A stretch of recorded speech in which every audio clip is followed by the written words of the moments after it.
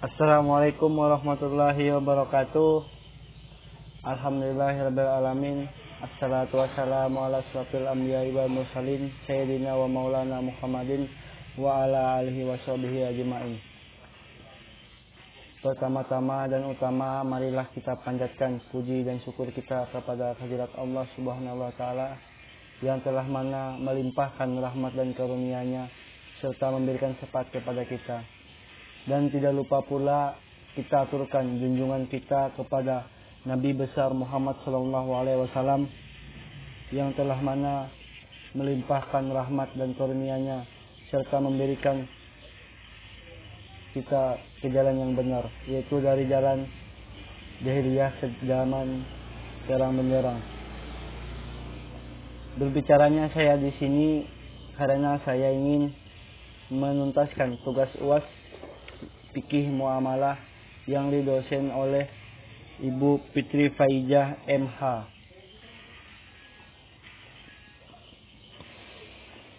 Saya adalah Dani Ramadan. Saya dari jurusan Ekonomi Islam, Fakultas Ekonomi dan Bisnis Islam, Prodi Perbankan Syariah. Saya yaitu baru semester 2, yang dimana di sini diberikan tugas UAS seperti ini.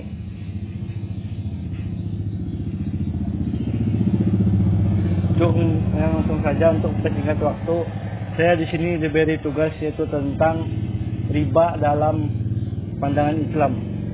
Saya memiliki beberapa penjelasan, yaitu ada 4 penjelasan. Yang pertama, pengertian riba.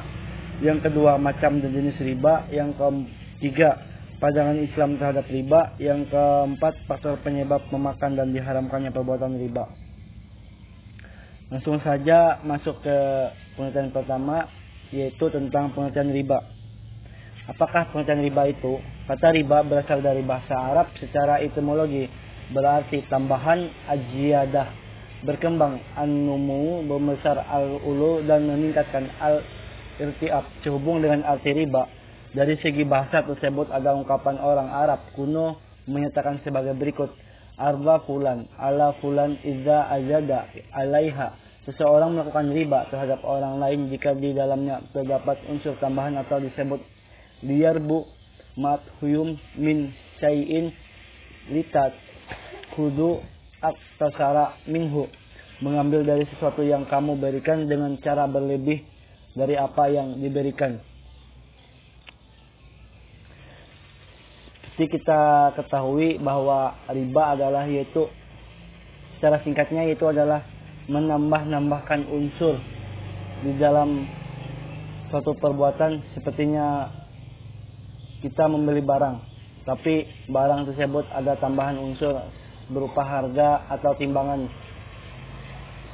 Sedangkan menurut terminologi ilmu fikih, riba merupakan tambahan khusus yang dimiliki salah satu pihak yang terlibat tanpa adanya imbalan tertentu. Riba sering juga diterjemahkan dalam bahasa Inggris sebagai usuri dengan arti tambahan uang atas modal yang diperoleh dengan cara yang dilarang oleh syarak, baik dengan jumlah tambahan yang sedikit ataupun dengan jumlah tambahan banyak. Berbicara riba identik dengan bunga, bank atau rente.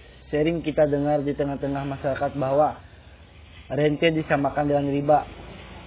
Pendapat itu disebabkan rente dan riba merupakan bunga uang karena mempunyai arti yang sama, yaitu sama-sama bunga, maka hukumnya sama-sama, yaitu haram. Masuk ke pembahasan kedua, yaitu saya membahas tentang macam dan jenis riba. Di sini ada 2 pembahasan, itu tentang jenis riba dan macam riba. Yang pertama saya akan membahas tentang jenis riba.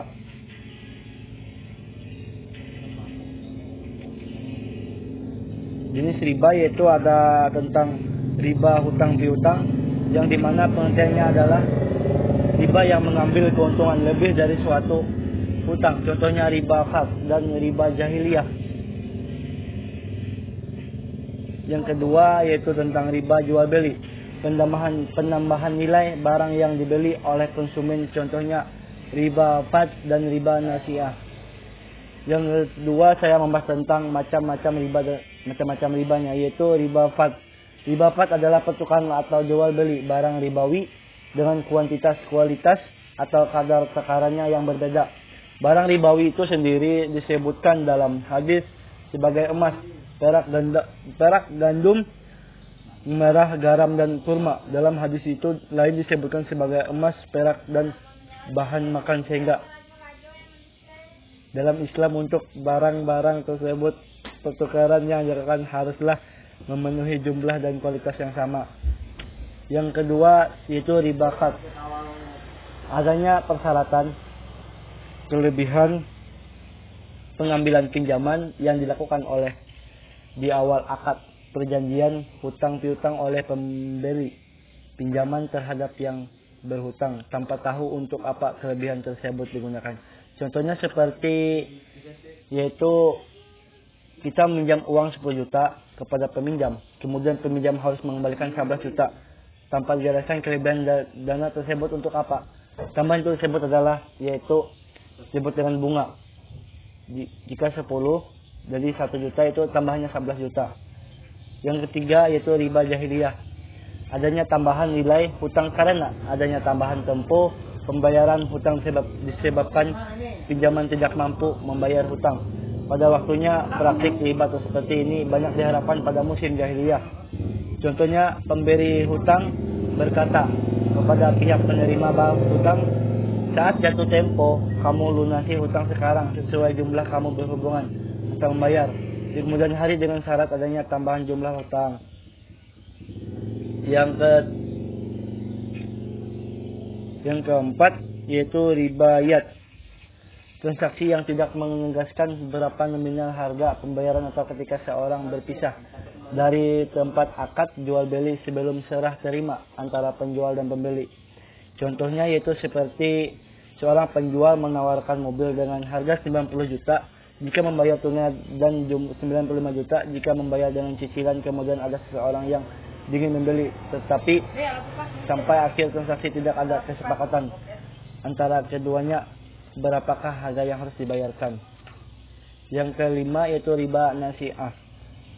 Penanggungan, penyerahan atau penerimaan jenis barang ribawi dengan jenis barang ribawi lainnya.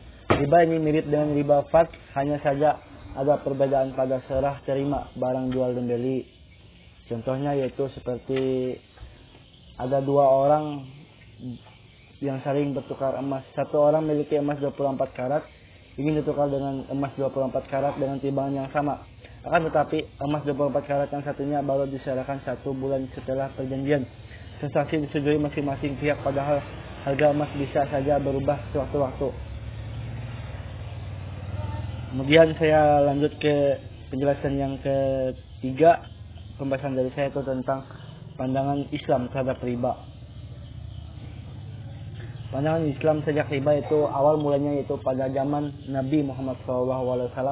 Riba telah dikenal saat turunnya ayat-ayat yang menyatakan larangan riba terhadap transaksi yang mengandung riba sesuai dengan masa dan periode turunnya ayat tersebut. Sampai ada ayat yang melarang dengan tegas tentang riba, bahkan istilah dan persepsi tentang riba begitu mengental dan melekat di dunia Islam. Oleh karena itu terkesan seolah-olah doktrin riba adalah khas agama Islam. Akan tetapi menurut seorang Muslim Amerika, Cyril Glass, dalam buku ensiklopedianya tidak diberlakukan di negara Islam modern manapun. Sementara itu kebanyak orang tidak mengetahui bahwa di agama Kristen pun selama 1 milenium riba adalah barang terlarang dalam pandangan teologi cendekiawan maupun menurut undang-undang yang ada.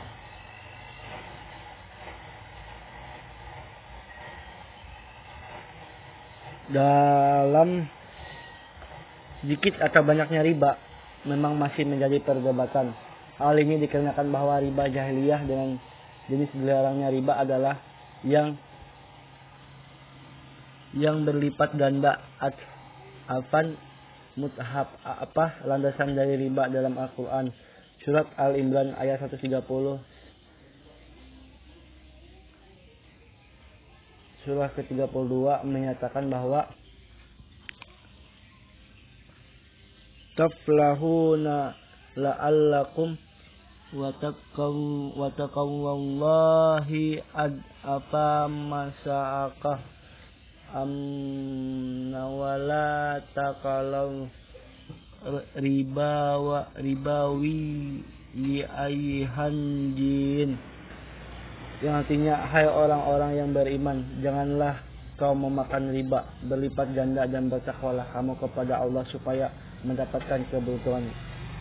Dari ayat tersebut sudah dijelaskan bahwa memakan riba yang bukan hak kita adalah perbuatan yang tidak disukai oleh Allah Subhanahu wa taala, yang ditelah mana memakan riba yang bukan hak kita adalah bukan jadi berkah atau keberuntungan, akan menjadi suatu perbuatan yang tidak diinginkan oleh Allah Subhanahu wa taala. Langsung saja yaitu ke pembahasan yang keempat, faktor penyebab memakan dan diharamkannya perbuatan riba.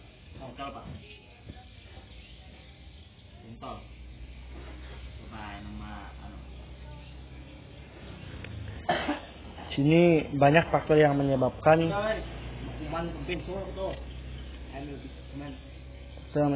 orang yang terjatuh ke dalam jerat riba, antara lain yaitu yang pertama, lemahnya keimanan para pembaca yang beriman. Kalau kita memperhatikan berbagai kemaksiatan tidaklah terjadi selain karena kelemahan atau ketiadaan, kan tetapi iman dalam hati pelakunya. Oleh karena itu Allah Subhanahu wa taala di dalam banyak ayat dan rasulnya, di dalam hadis mengaitkan sebuah larangan atau perintah dengan imannya. Iman inilah yang mendorong pemiliknya untuk melakukan kebaikan dengan cara melaksanakan perintah atau meninggalkan larangannya. Yang kedua itu tidak takut kepada Allah. Orang yang memiliki riba, sifat riba atau perilaku riba, yaitu adalah tidak takut kepada Allah terhadap para pelaku riba, tidak mau meninggalkan larangan-larangannya, akan tetapi dia hanya menginginkan suatu, yaitu pada zaman sekarang itu hanyalah uang dan uang, akan tetapi tidak memikirkan kepada yang mencipta kita, yaitu Allah Subhanahu wa taala, yang memberikan kita rahmat, yang memberikan kita segala rezeki, itu hanyalah kepada Allah Subhanahu wa taala. Itulah yang kedua, itu tidak takut kepada Allah.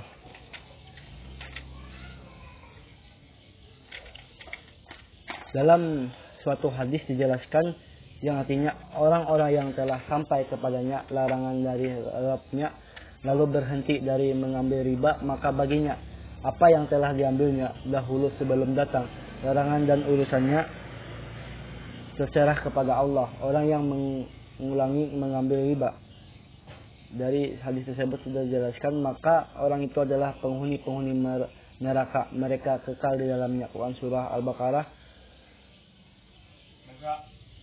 ayat 275. Yang ketiga yaitu tentang diperbudak oleh dunia. Allah Subhanahu wa taala dengan hikmahnya yang sempurna menciptakan manusia dengan salah satu tabiat jeleknya, yaitu rakus, tamak, serakah. Ya, tadi adalah materi terakhir saya yang dimana dalam fikih muamalah, yaitu tentang riba. Dalam